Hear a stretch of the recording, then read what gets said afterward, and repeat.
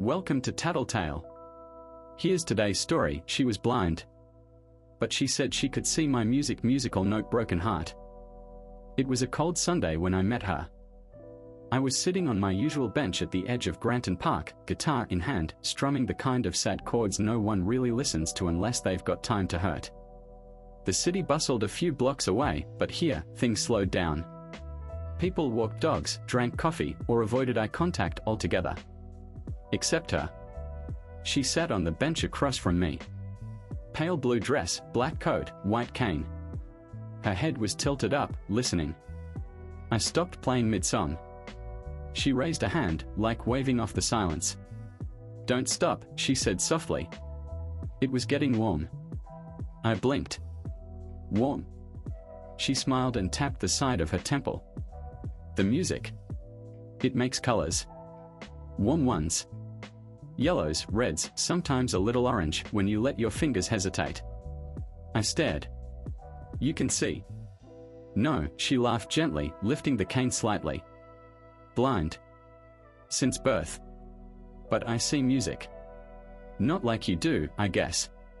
It's different. More like a light behind my eyelids." I didn't know what to say, so I just kept playing. Every Sunday after that, she came back. Her name was Alara. Said it like she'd been waiting for someone to ask. She'd sit quietly, sometimes speaking, sometimes not. I'd play whatever came to mind. She never told me what to play, just closed her eyes and let the music speak. After 2 weeks, she started describing things she shouldn't have known. She said the cherry trees were blooming before they had. She said she saw blue when I was sad, green when I was lying. Once, she told me I smelled like smoke before I lit a cigarette. "Do you always know things like that?" I asked her one evening. She tilted her head. "Only when your guitar's telling me the truth." I laughed it off. But the weirdness didn't stop. She never had a phone. No last name. No social media. I never saw her arrive or leave. She'd just appear, already sitting there, like she was waiting before I even showed up. Then, one day, I brought her a song I'd written just for her. Soft, fragile, like a promise. When I finished, she looked scared. "That wasn't your song," she whispered. "That one wasn't for me." I asked her what she meant, but she just stood up, trembling. "He's listening now." "He who?" But she didn't answer. She turned, gripped her cane, and walked off, faster than I'd ever seen her move. That was the last time I saw her. Until I found her name carved into the bench 2 weeks later. Alara. 1998 to 2015. I dropped my guitar. Because that was 10 years ago. And she had never aged a day. I didn't sleep the night I saw her name carved into that bench. 1998 to 2015. She would have been 17 the last time I saw her. But that couldn't be right. Her voice, her posture, Alara felt older. Calmer.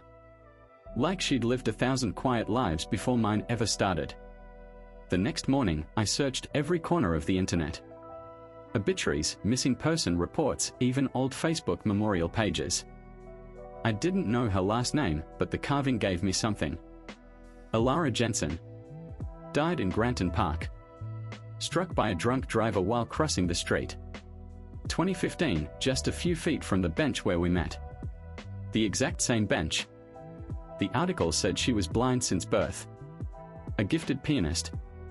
She used to play in the same park before me. My hands trembled reading that. I wasn't crazy. I hadn't imagined her. She was real. But not alive. And yet, she spoke to me. Listened to me. She knew my songs. She told me about colors. I stayed away from the park after that. I couldn't play. Couldn't eat. Every note I wrote felt like it belonged to her, and it hurt too much to touch. But one Sunday, exactly a month later, I felt this pull. Like something was calling me back. So I went. Same bench. Same trees. My guitar in hand. I sat down, told myself I wouldn't play. But my fingers moved on their own. Her favorite chords. her colors. And then I felt it. Not a sound. Not a breeze. Just warmth. Like sunlight that didn't come from the sky. A familiar silence. And when I looked up, she was sitting there again. Same blue dress. Same smile. Her white cane resting on her knees. "Alara," I whispered, not daring to believe it. She nodded slowly. "You came back." My throat closed. You're not alive." "No," she said softly. "But neither are the songs you play. They are echoes. And they brought me here. I thought you were gone forever." "I can't stay long," she said, voice trembling. "But I needed to hear it again. The last song. The one you wrote, even if it wasn't for me." I hesitated. "Then who is it for?" She didn't answer right away. Instead, she reached out, her fingers brushing mine. Cold. Gentle. Real. "You don't understand yet," she whispered. "But you will. The music, it sees too." Then she stood. And this time, I watched her leave. Except, she didn't walk away. She faded. And the strings of my guitar broke one by one without me touching them. After she disappeared, faded, right in front of me, I didn't leave the bench for hours. My guitar lay on the ground, its strings snapped like nerves pulled too tight. I couldn't make sense of anything. How could someone dead for 10 years sit with me, talk to me, touch me? But deep down, I knew. The music brought her. It always had. She said she saw colors in it. That it made her feel warm. And now, I realized I had done something more than just play. I had reached her. Wherever she was. Whatever she'd become. And that terrified me. That night, I didn't go home. I went back to the library and pulled every record they had on Alara Jensen. There were old news clippings, photos, even a CD, recordings of her playing piano at 13. I listened with headphones in a dark corner, and it hit me like a punch in the chest. The same chords I'd been playing all these weeks, she had written them years ago. I wasn't making them up. I was remembering them. Or maybe something was teaching them to me. A deeper article buried in an old journal talked about her rare synesthesia, how she'd describe entire compositions as storms of color and light. How she sometimes froze in the middle of songs, claiming someone else was playing through her. Sound familiar? I didn't sleep that night either. When I returned to the park again the next Sunday, the bench was a colder. The kind of cold that clings to your bones. Still, Saturday. I tuned my guitar. Slowly. Carefully. New strings this time. Same chords. And I played her song. The one I thought wasn't for her. And as the last note lingered in the air, I saw something move across the path. A figure. Not Alara. A man. Older. Thin. Dressed in black. Watching me. He didn't move. Didn't blink. I stood, hands still on the guitar. "Can I help you?" He stepped forward just a bit. "That melody," he said, voice like dry leaves. "She played that the night she died." I froze. "You knew her?" He nodded once. "I was there." "Are you family?" He smiled, but it didn't reach his eyes. "No. I was her music teacher." I didn't know what to say. "She said it would find someone," he murmured. "That her music would choose." "Choose what?" He tilted his head. "A vessel." I took a step back. "I don't understand." "You will," he said. Then he reached into his coat, pulled something out, and tossed it to me. A cassette tape. Old. Labeled in blue ink. For him. When he starts to remember.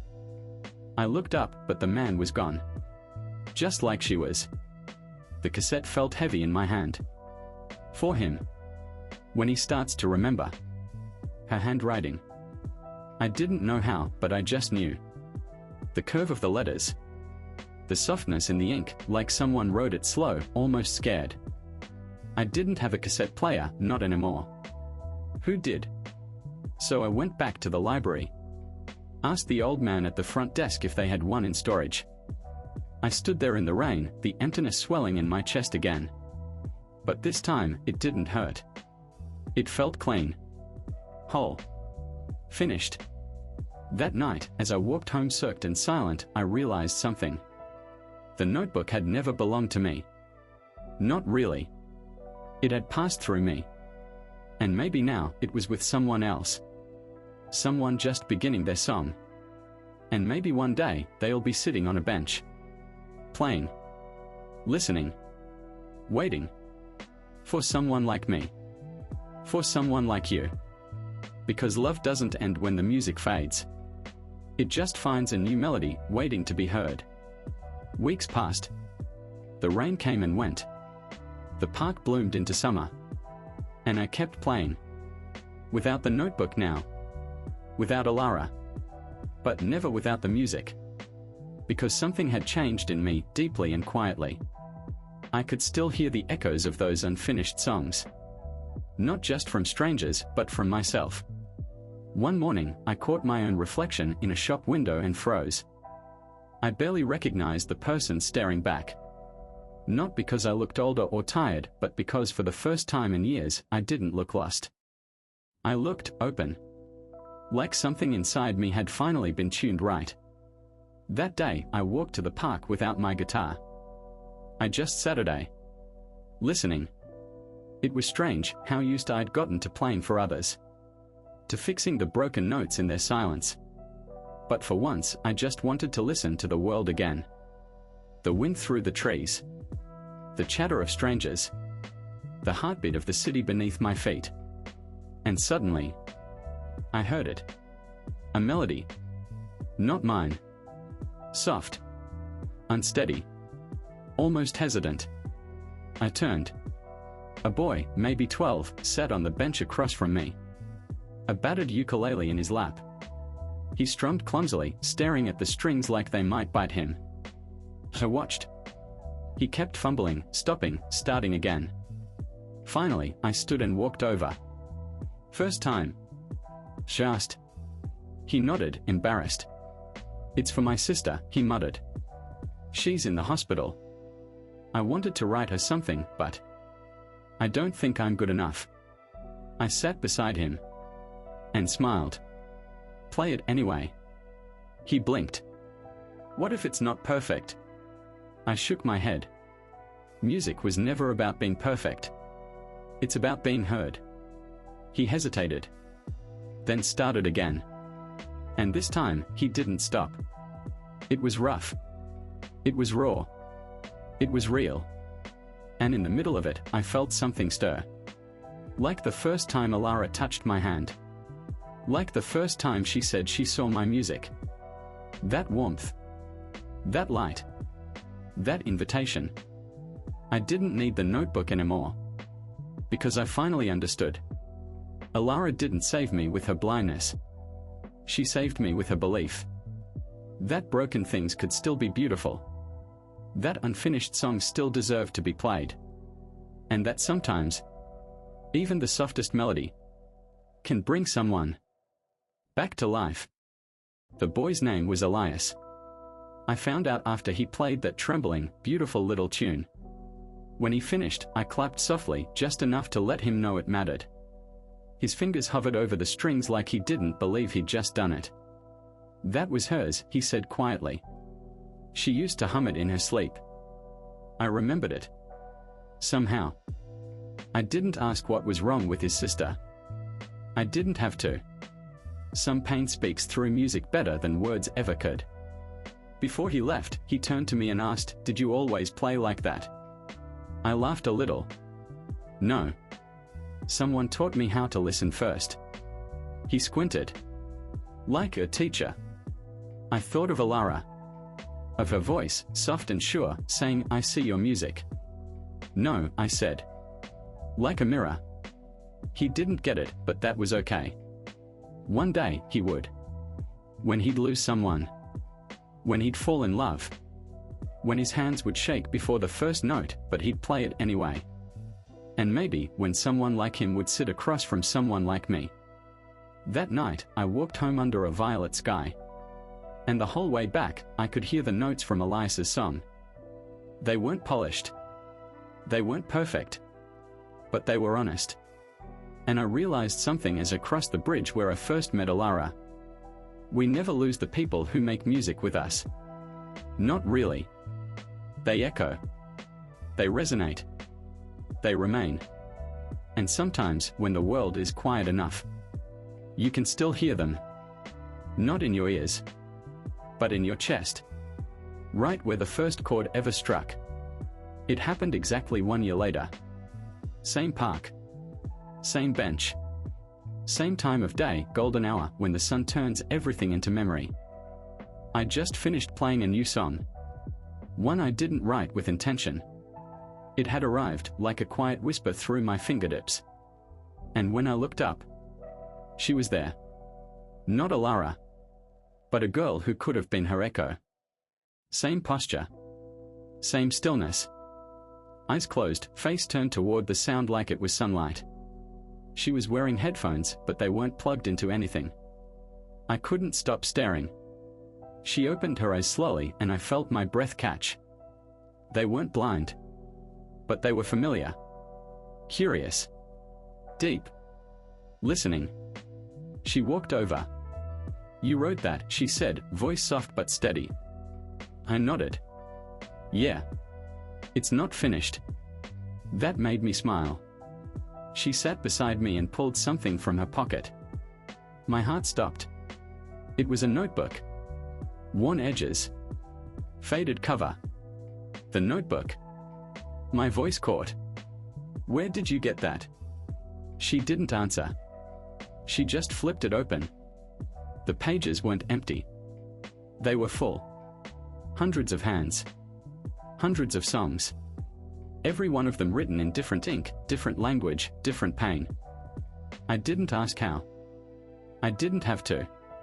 She turned to a blank page and held the pen out to me. "Your turn," she said. I stared at the page for a long moment. Then I wrote. Not just a song. A beginning. Because Alara was right. Music doesn't end. It transforms. It transfers. It becomes us. And as I wrote that final note, I could almost feel her leaning over my shoulder, smiling. Not saying goodbye. Just listening. I finished writing and closed the notebook slowly, my fingers lingering on its cover like it was warm. The girl beside me, who still hadn't told me her name, just smiled. Not wide, not knowing. Just soft. Like she understood the weight of silence. "Thank you," she said. "For what?" "For letting it live again." She stood. And just like that, she was walking away.